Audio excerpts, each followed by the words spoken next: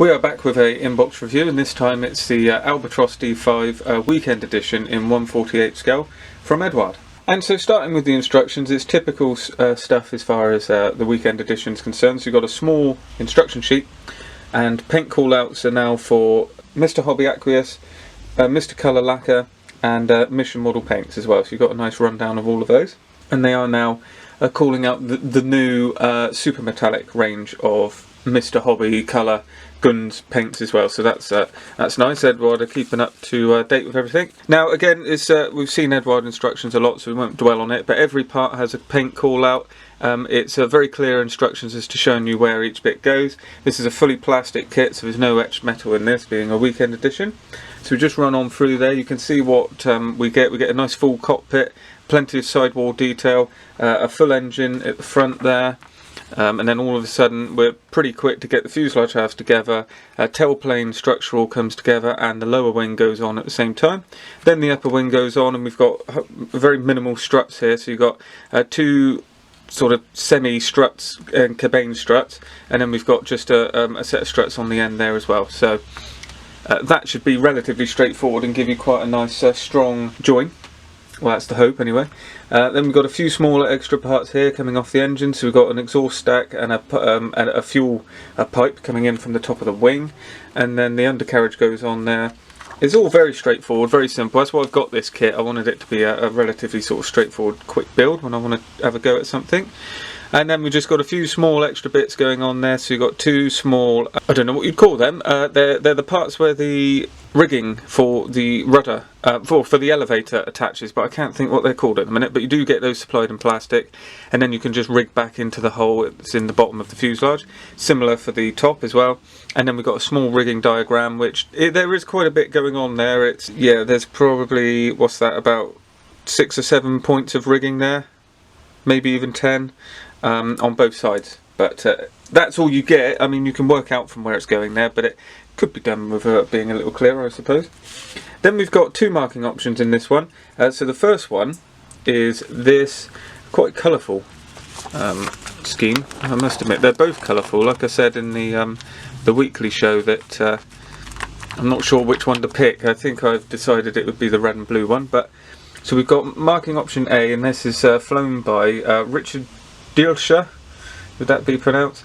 At Justa 5, Bourstrancourt, France, July 1917. I'm almost certain that's not how that's pronounced.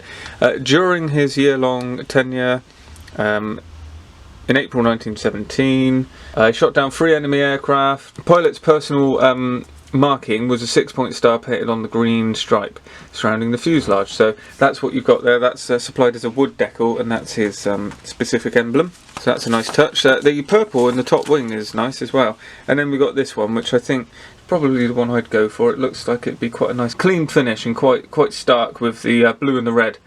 So that should work quite well. And then this is again France, early 1918. This is Justa 18, and it's Joseph Veltlins. There's quite a nice write-up there. Yes, there's quite a bit of write-up there, quite a lot of history for this chap. So I do like that about Eduard, that they give you that. It's very useful. It gives a little bit more to the model. So getting into the kit, we've just got 2 sprues in the typical grey plastic.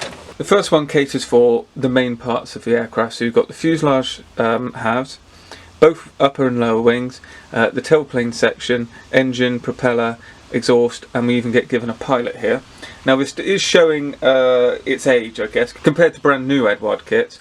We do have the odd sink mark here and there in the back of the prop there, and in the centre of the pilot. But overall, it's not a problem at all. Everything's there. We've got recessed panel lines, nice raised detail around the front of the cowling and the engine there as well. Good subtle ribbing texture. We've got detail on the inside of the sidewalls as well. And in fact, I think that pilot might actually be a good addition. In 1/48, the trouble with it is it's not a lot going on there. There's not a huge amount of definition, but it's nice to have it supplied. So there we go. No flash, no signs of wear in the mould or anything like that. So it's pretty good. Then we're on to the next sprue that has most of the detailed parts. And again, there's no flash. A few mould seams, which is to be sort of expected. This is the rear side, and then we've got the more detailed side. There's nice hub detail there on the wheels running through. We've just got a few of the older type of things from Eduard in the fact that, like, so the exhausts aren't drilled out, whereas they would be these days. And just a few subtle things like that with the machine guns. The barrels aren't drilled out or anything, but yeah, simple to do with a drill. And then finally we're on to the decals. Now hopefully, and I can already see this is the case, Eduard are continuing their absolutely exquisite looking decals. Now these are printed in the Czech Republic, so I wonder if all of these decals I've been talking about over the last few releases are Eduards in-house ones. That's what it looks like. Now, can we see there? Let's see if I can show you the carrier film here. So if we look at those crosses in the light, hopefully you can see that carrier film goes right to the edge of the cross. There's no extra carrier film anywhere. It's that white border. Let's try with that star as well. If you can just see the raised bit and this white arrow down the bottom.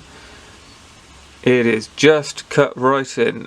You've got seat belts added there. They look a little bit cartoony, I suppose, but I think what I'd be doing is maybe putting them onto some tape and then cutting around the decal from that point of view, because they will look a bit thin, although they're probably scale thickness as a decal, to be honest, but they won't sit right. They sort of stick right to the chair and hug in, and it won't look so natural. I'd like a little bit more, a little bit of something. In fact, I think this washi tape would be very good because it's very thin, so I'd probably stick them to something like this, then cut around them just to give a bit of rigidity, I suppose.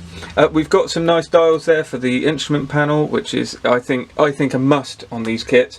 It just jazzes it up a little bit. We've also got the red borders for Scheme A, the green one with the star, and they're for the borders all around the tailplane. Now that might be a bit tricky to achieve, but you never know. You won't know until you get into it. But that is supplied in the kit. You've got plenty of crosses. This white arrow is for the blue marking scheme as well, and overall these are again some of the best decals I've ever seen. So there we go, that is the Albatros D.V Weekend Edition in 1/48 scale. This is the 2019 release of this kit. I'm sure there's been plenty of releases of this in the past, but this seems to continue on with the way Eduard are going. Absolutely clean plastic, clean moulds, no flash, no real issues across the sprues. Nice simple kit. Sensible parts breakdown, and some of the best decals I've ever seen. So if you're interested, give it a look, and hopefully this review has been of use to you. And if you like what you've seen, please consider checking out the rest of the channel, subscribing, liking videos, etc. And I'll see you in the next video.